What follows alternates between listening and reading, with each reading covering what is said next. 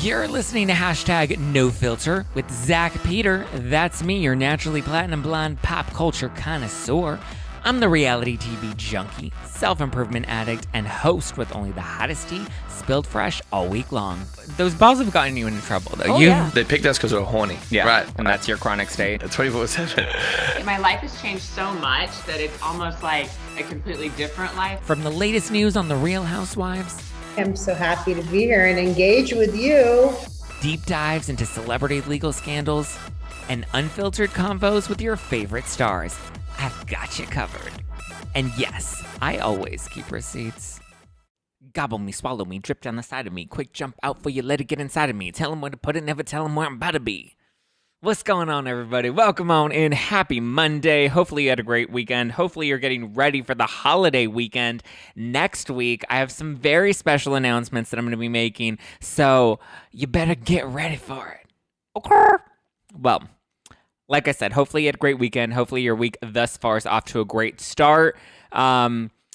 Lots of drama going on in the world right now with the peoples and the celebrities and the things and Ramona is quitting. Jen Shah is fighting. She was caught out fighting by TMZ. They got a video of her and she was ready to throw down. I guess she was getting her prison gloves ready. Lindsay Lohan is back in full action. We have Joe Gorga. He's clapping back at Jennifer Aydin. Bethany Frankel's clapping back at Luann and Carol. I mean, it is quite the weekend we had.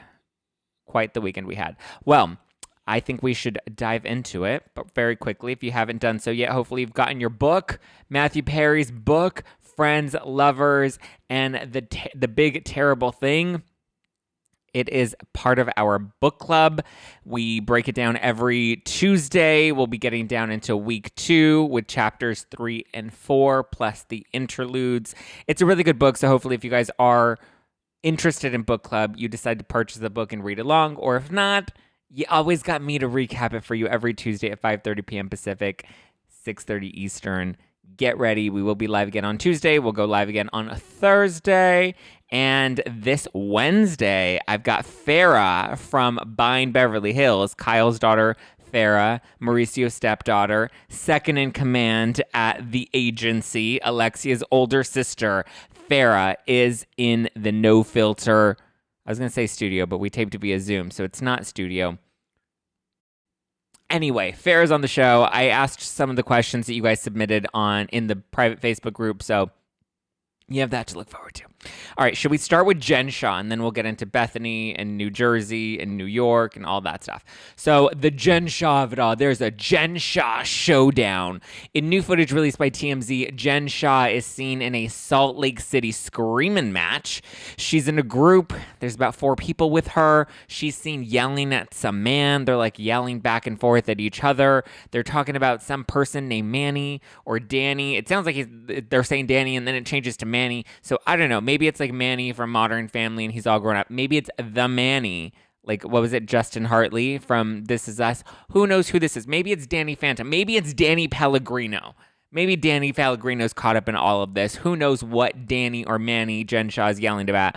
But she was in downtown and you just hear a lot of F that, go F yourself, why are you mad at me, they said that, they did that, F you, stop getting in the middle of shit, I agree with you.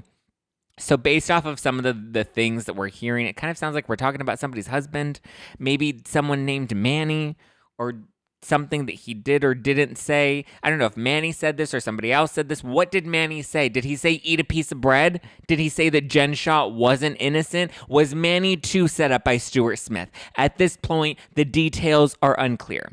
But this was cell phone footage that somebody taped while they were in their car and they were watching Jen Shah throw down. This happened back on November 5th, just before 10 p.m. So, I mean, that's not like a 1 a.m., 2 a.m. kind of fight. That's like a 10 p.m. Like maybe we had dinner and had like a couple extra glasses of wine. Who knows? But the fact that Jen Shah is literally screaming in the middle of downtown Salt Lake City is kind of wild to me. I just feel like she's not really thinking these things through anymore. But listen, whatever. Clink, clink. When we had on, who was it? Justin Pepperini, the white collar guy. what was it? White Collar Crime, I think is what his YouTube channel is called. And he breaks down all of like the different types of white collar crime, how to get a lesser sentence. I had him on the podcast talking about the Jen Shah stuff when she originally pled guilty, and he was saying that like the best way for her to avoid more prison time is by being a good role model, a good citizen. Even if the footage of Salt Lake City was going to be sort of damaging, that's okay, because at least she can say, oh, well, that's old. That was taped prior to me confessing. That was taped prior to me changing my plea to guilty. But it doesn't seem like she's doing herself any favors. She was out partying at BravoCon. She crashed the after party. And I did hear that Andy Cohen, even though he was seen in a photo with Jen Shah, he did not want Jen Shah at that party. And he didn't even realize she was in the photo when the photo was being taken. Apparently she jumped in the photo at the last minute, and he was just like very bothered by the fact that Jen Shah was there. So, I mean, listen, Jen Shah is trying to stay relevant, but like these things are not going to help. When they pull in this footage, the prosecutors are going to be like, yeah, this is the woman who seems to have some sort of, she feels badly for the elderly people that she took advantage of. We see her on Salt Lake City saying that Stuart Smith made her do or she was a victim of Stuart Smith and that he conned her essentially. And we see her fighting in the streets. We see her partying it up at BravoCon without her family. We see her fighting with people on social media. We see her trying to accuse Lisa Barlow of being racist. So it's not helping her case. If anything, she should be saving up her tokens, trying to save up her money. The fact that she was at BravoCon telling Tamra Judge that she was not going to be going to prison and she was not going to be arrested, and it just looks bad all around. She has no remorse. She has not acknowledged her victims. She has not released a statement acknowledging her victims. She hasn't seemed to have turned over, or I guess her possessions were seized, but it doesn't seem like she's voluntarily done anything to help pay back some of that restitution. Restitution, whore! So, we'll see what happens with Jen Shah. Okay, let's talk about Legacy. Real Housewives of New York Legacy. Ramona is officially out along with Bethany. So Ramona Singer confirms that she is done with Real Housewives of New York and will not be part of Legacy. She told Page Six exclusively that she no longer wants to do the show and that it's no longer for her. Sources close to Bravo say that she wasn't going to be getting a contract either way. Apparently, her interview, the one that she did on Carlos King's podcast, where she called the show The Loser Legacy, she's like, I don't understand what the show's going to be. They're all a bunch of people that weren't going to get their contracts renewed anyway, so what's the point in bringing them back? What is this, The Loser Show? The Loser Legacy? Apparently, that comment and that interview was the final nail in the coffin for Miss Ramona Singer. So, on the rumored shortlist currently, though, are Sonia, Dorinda, Luann, Jill, and Kelly Ben-Simone. At this point, if that's the cast, I don't see Legacy being any good. Throw it in the garbage with the sprinkle cookies and with Garcelle's book. Like, at this point, throw it in the trash. I don't want to see it. I don't want to look at it. I don't want to hear about it. Trash. If there's no Ramona and there's no Bethany, then is it even worth it? Ramona was polarizing. She was like the lightning rod on the show. She was always a figure to talk about. And she was the longest standing OG. I don't know how you have a show called Legacy without the one legacy housewife that has been there since the beginning, full time since season 1. Sonia didn't come in until what, season 2, season 3? I think Sonia came in season 3. She may have made a couple of cameos in season 2, but she wasn't a full time housewife until I want to say season 3. And then Dorinda, also not a housewife until what, season 7, I believe? 6 or 7, though season Bethany came back. Dorinda wasn't I know she was in the mix, but like at least, she has the history. Jill was fired after season 4. Luann was demoted, what was it, season 3, season 4? One of those seasons. Luann didn't have her apple, shouldn't have her full-time spot. She was demoted and then got brought back into the mix. But Ramona, aside from Luann, Ramona is the only OG that has been on every single season of New York, and the only cast member that's been on every single season as a full-time cast member. Bethany was the biggest star to come out of Real Housewives of New York, and she's not on it. So I'm just like, how do we have Legacy without Bethany or Ramona?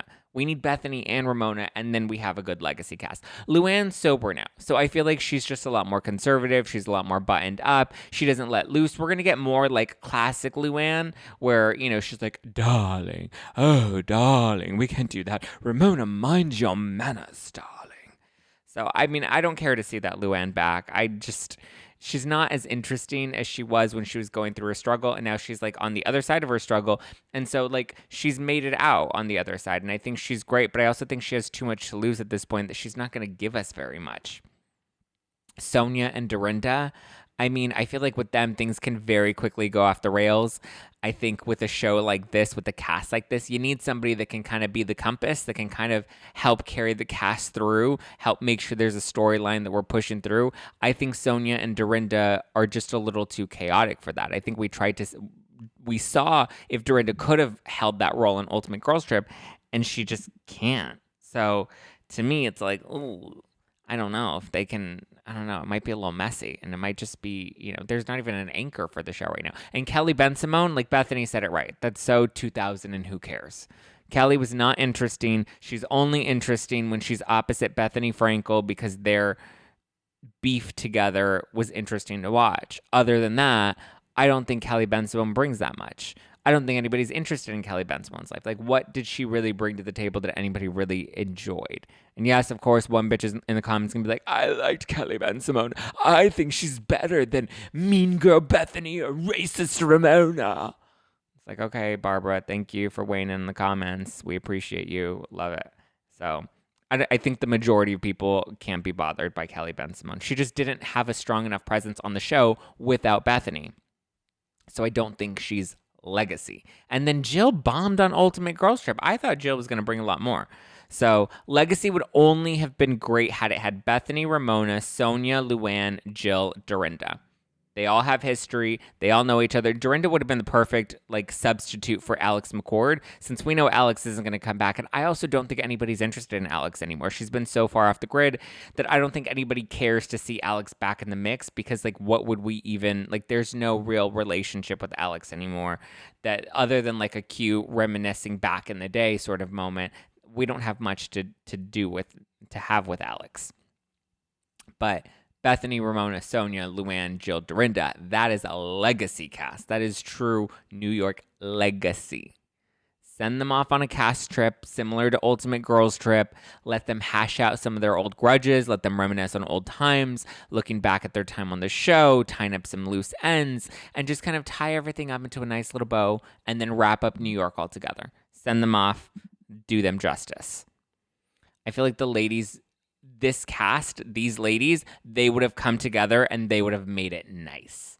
They all know how to do their job. They know when it's time to clock in, they clock in. But like a good staff, I feel like you need to have all of the roles filled. And as of right now, we don't have all of the roles filled. And Kelly Ben-Simone is just like that unpaid intern that nobody really wanted to hire, but we're doing it as courtesy to the manager who always overplays her hand.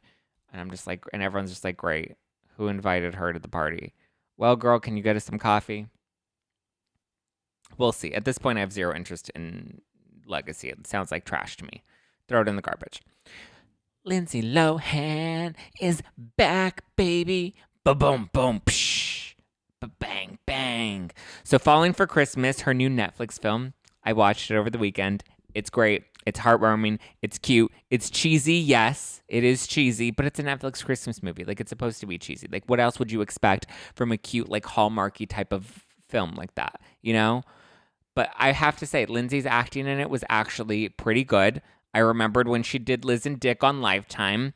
Not the best. Liz and Dick was the Elizabeth Taylor biopic, and it was a bit rough. Okay, I know it was Lifetime, and Lifetime movies generally suck, and the acting is really bad, but Lindsay Lohan, I was like, but she's like a real actress. Like, she could actually do this. She couldn't do it, and she tried, but in this one, she actually nails it. She's great in, what is it, Counting Down? Falling for Christmas, sorry. Falling for Christmas is the name of the movie. It's on Netflix. It's really cute. I feel like in this one, she performed really well. It's about a rich hotel heiress that's dating this douche of an influencer who's probably gay. She gets into an accident while shooting ski photos because he's like, we need to go do a ski photo shoot because we need to ski. And she's like, well, I don't ski. And he's like, well, that's okay. It's just for the Instagram. So they're going and they're taking photos up in the snow, up in the mountains. And then the wind blows her off a cliff. And then she ends up falling down into the mountains and she ends up losing her memory. She has amnesia, but not pretend amnesia, real amnesia. And then she gets found by a local hunk who happens to have a bed and breakfast. So he takes her in as she tries to figure out who she is and remember where she came from. Again, super cheesy, but also super cute, okay? And then, the dad, of course, he's a widower. He's struggling to keep his business afloat. He's raising a young daughter who lost her mother. Like, it's tale as old as time, right? But it's cute. Like, make some hot cocoa, spike it, watch this one, have some popcorn ready on deck. It's cute. You're going to enjoy it. If you need that sappy, cute, Christmas movie. One thing that was really good, too, that I also watched over the weekend was From Scratch. That's what the show is called. It's a limited series. It's called From Scratch on Netflix, and it's with Zoe Saldana, and that one's really good. I was going into it thinking it was going to be, like, super cheesy, but it surprised me in, like, the best way. I'm not going to give any spoilers, but I just want to say, like, I had very low expectations. And then the person that recommended it, I was like, but you like cheesy Hallmark movies. But you know what? I'm going to give it a try. Because I had recommended it. It was recommended from one person. And then another person was like, okay, we saw it and it's actually good. And they're like, weren't you the one that recommended it? And I was like, no, it looked cheesy to me. I didn't recommend it. And they were like, well, you should watch it. And so I finally watched it. And so, like I said, expectations were low. I thought it was going to be like a lame rom-com, but it actually like made me cry, and it was like really good and like more than like the Lindsay Lohan heartwarming sort of vibe. It's about this young woman who's played by Zoe, and she goes to Italy for a few weeks because she's trying to find herself, and then she ends up finding this hot Italian hunk, and he's a chef, and her family's from Texas, and they love like barbecue and ribs and meat. Yeah, give me the meat. And he's like this, this chef from Sicily, from this little tiny town, and apparently a lot of Italians don't like Sicilians, and so he loves cooking with like fresh ingredients, and he likes to make like fresh pasta and authentic Italian cuisine, and he's like, soy magnifique. I don't know if that's Spanish or Italian, and I'm probably offending somebody in saying that, and I apologize. But it's a great series to watch. You watch their entire like story unfold. It's really good. It's a total tearjerker. And you're gonna love it. I'm telling you that right now. You're gonna love it. Like, it's not like high drama. I mean, I guess there's some drama to it, but it's really good. Okay. So yes, add From Scratch on Netflix to your watch list, and definitely add Lindsay Lohan's Christmas movie to your watch list as well. Falling for Christmas. So those are the two things you're going to watch, okay, outside of Housewives. Those are some scripted dramas that you're going to enjoy. Let's talk about Real Housewives of New Jersey. Okay. Joe Gorga was on the Chicks in the Office podcast. I think that's a Barstool podcast, right? They're replacing Alex Cooper. Lori Cooper. So Joe Gorga is clarifying that the story that we all heard about Jennifer Aydin's, or that we heard from Jennifer Aydin's assistant about Jennifer throwing the drink at Joe and Melissa about their beef at BravoCon. Joe said that that's all fake, that story is not real. He claims that he never called her a dirty bitch, and that she's the one that was screaming at them, and she was drunk out of her mind, and she was just a hot slob kebab of a mess. He said that she's the one that throws things and breaks glasses and throws knives on the show. So he's like, hello, how do you think she is in real life without any editing to it? This is who she is. She's crazy like that. He basically claims that she's the one that started all the drama and is putting all the blame on Jennifer. It wasn't me. I think it takes two to tango. I think they both got caught up in the moment. I'm pretty sure they both, I mean, we saw the clips. We saw the video clips. They were both exchanging, words towards each other. She threw the drink. It was a plastic cup. She claims it was water. I mean, and listen, I'm pretty sure she was drinking water. If you're getting bombed at the bar, yeah, you're going to start to drink some water before you go to bed. It's a very wise decision to make. So props to her for drinking some water. But yeah, Joe seemed to make it sound like this was all Jennifer and she instigated all of this and she did all of this. And then Jennifer hasn't really talked about it, but her assistant made it look like, no, Joe and Melissa are the ones that started it and they were the ones that instigated everything. And Jennifer was just minding her business and she didn't want any drama. She didn't want any trouble. She was a good girl. Whatever. So it's basically a he said, she said. And nobody cares what either of them said. Then we have Bethany, and Bethany is clapping back at Luann, the Countess, and Carol Radzi. So Lou and Carol, as we remember, shaded Bethany's decision to launch Rewives, which is a Housewives rewatch podcast where she essentially picks an episode of Real Housewives and makes a celebrity watch it, and then they discuss it together. So in her first episode, Bethany ended up revealing that Sonia was about to get fired until Bethany stirred up some drama between Sonia and Tinsley, which got Sonia all fired up and ultimately helped her stay on the show and not get fired. She also shaded Luann and Carol for their criticism of her podcast. And because they said that, oh, well, you know, housewives and trashing women are the only things that Bethany's ever really good at. So, of course, that's why she would come back to this, because all her other pivots have failed. And so Bethany was like, you're just jealous because I'm successful. When you become successful at something, call me. She's like, my podcast is thriving, and I guess it's easy to hate when I'm at the top. I was like, okay, girl. So, listen, good for you, Bethany. I'm sure it all seems very successful. I love Bethany. I loved Bethany. I feel like I'm still trying to love Bethany. She doesn't make it easy anymore, though. And this podcast just, it ain't it, girl. It's not original. It's not exciting. It's not something that I'm like, oh my God, I need to watch this because it's going to be so good.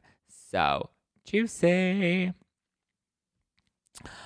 Well, guys, that's the most that I've got for you on this week, based off of the news that we got, all the tea.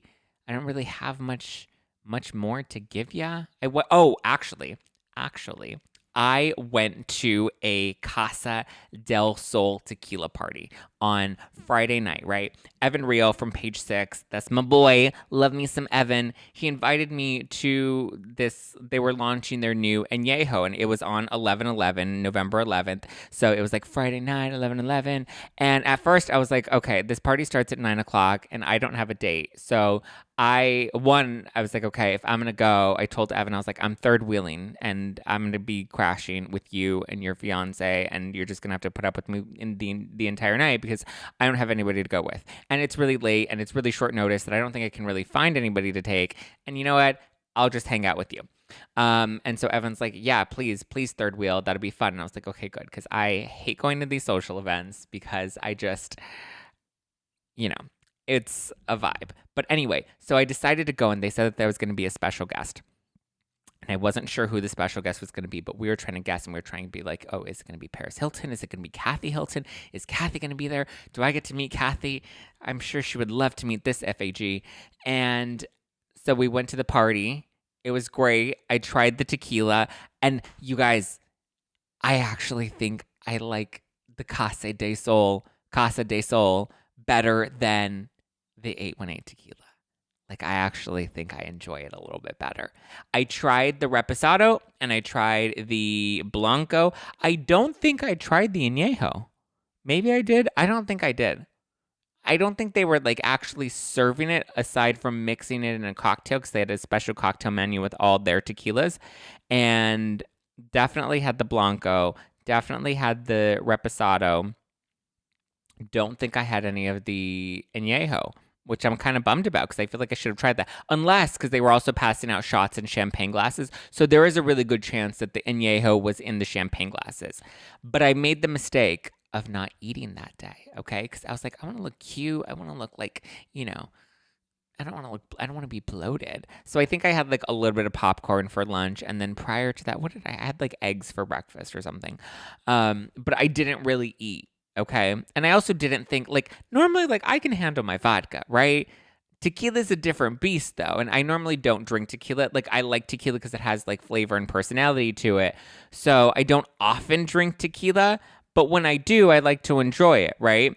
I definitely enjoyed it that night. I enjoyed a lot of it that night. I took at least 3 shots of the tequila because they were serving them in, like, little cute champagne flutes. And so we walked in and we took one. And then we got a drink. I got, what was it, the Golden Goddess, which had the Reposado in it. So 1 shot, 1 cocktail, and then we got a second cocktail shortly after. We chugged those drinks really quickly now that I think about it. And then I spotted another random shot floating around, and I took that. Not like a random one just sitting on a bar, but there was like a woman with shots walking around. Like she just had the champagne glasses everywhere. So I was like, ooh, I'm going to snag one of those. And then I had at least like 2 maybe, or I had 2 tequila sodas. And then I also had like maybe like 2 or 3 Palomas. And I'm not typically into Palomas, but they were good. Yeah, I had at least like 5 cocktails and 3 shots, if I did that math correctly. But again, the night was a blur. It was all a dream. And then Miguel came out at the end of it, and he was singing his songs. And I was like, oh my God, that's Miguel. And I didn't remember who Miguel was, but I was like, I know that song. And everyone was like, oh my God, it's Miguel. And I was like, oh my God, it's Miguel. Let me record this and look it up in the morning because I'm drunk right now. I got real litty city. I got so lit, you guys. I had so much tequila and no food in me. Not that the tequila was bad and caused a hangover, because I actually was not really that hungover the next day. But I did get really sick because I had a lot of tequila in my system, and I had no real food in my system. And they were passing around little appetizers. I also saw there was a tarot card reader, and she was great. And she's like, Zach, you're going to thrive next year, and there's going to be a lot of travel coming in for you, and Pisces season is going to be your season. So come March, that's going to be my vibe. Something big and popping is going to happen in March. And next year is apparently going to be like a really big, successful year for me. So good for me. But anyway, I remember being there. And I saw, like, we run into lots of different, like, fun people. And then I left a little early because I always know when I'm getting, like, that sauce sort of level. I'm like, okay, I always know when it's time to clock out. So I was ready to clock out. And at this point, it had to have been, like, 12:30-ish. And so I remember getting into my Uber, and then I don't remember anything after that. Because I was very lit. I just remember somehow making it into my apartment building, and then making it to my front door, and there was a man with tacos. And I was like, hi, man with tacos. And he's like, I think this is for you. And I was like, that's definitely for me. And then I took the tacos, and then I took them inside. And then I put them on my bathroom counter, and then I proceeded to puke my guts up because I was very sick. Listen, I lived life, and I had a great time. But I was like, I was like the exorcist, right? And I was just living life. And so at one point, I guess I was like, okay, I guess I'm just going to sleep here in the bed. I'm not even going to try to make it to the bed. I'm not even going to try to change. And so I like got up, and I took the blanket into the bathroom and had it wrapped around me on the floor. And then somehow I left that spot and then ended up butt-ass naked in my bed. So I woke up completely butt naked. But one thing I did do, which was smart, is I took my contacts out, which is a victory, because if you sleep, for anybody that has contacts, you know that when you sleep with your contacts and you wake up with them, they're hard in your eyes and it like hurts. So I'm very glad that I at least took my contacts out. I didn't wash my face, but I did take off all my clothes. I didn't put on my PJs, but I was just full butt ass naked in my bed, asleep. And then I woke up, and I saw that I took my blankets into the bathroom, and I was like, oh, and then I saw my clothes all over the bathroom floor, and I was like, okay. All right. That was great. And also, I knew that I wasn't going to eat the tacos because clearly I had been throwing up, but like at least my body knew like I needed like carbs to soak it up. But my brain and my body, whatever, heart and soul, decided that it was better to not let the tacos go bad by leaving them on the bathroom counter. And I ended up putting them in the fridge. So then I ate them for breakfast the next morning. And they were cold and they were awful. But you know what? I didn't let them go to waste. That is called a budget-friendly bitch right there. So that was my Friday night. And then Saturday, I was just really tired. I wasn't hungover. I didn't have a headache. Definitely not hungover. Probably because I threw everything up. But, yeah, what a night. What a time, what a time, what a time to be alive. Mighty good time. So there you have it, everybody. That was my weekend. Sunday was also pretty chill. So that's how I was able to watch From Scratch and then the Lindsay movie. Actually, I watched the Lindsay movie before going out to the party. But I watched From Scratch over the weekend, and it was very good. You know, I was very, very happy and pleased with it. and with how it ended. Well, I guess no spoilers. But anyway, there you go. Gave you some stuff to watch. Definitely tried the Casa del Sol. I mean, listen, I know I was being real shady with the 818 tequila, but it's actually good tequila. I really enjoyed it. I think I may like it better than the 818 tequila. The 818 tequila just felt a little sweet, a little too caramelly. But there you go. That's my honest, true review from this FAG. All right, guys, I love you. I appreciate you. If you want to keep up with me, you can follow me at Just Plain Zack. If you want to keep up with the show, you can follow at No Filter with Zack. We go live on YouTube and Instagram every Tuesday night for book club and Thursday night for our tea spilling late night sessions. I guess it's not that late night, but still. It's a fun Thursday night. And don't miss Farrah from Buying Beverly Hills on the podcast this Wednesday. All right, guys, love you. Mean it. Bye.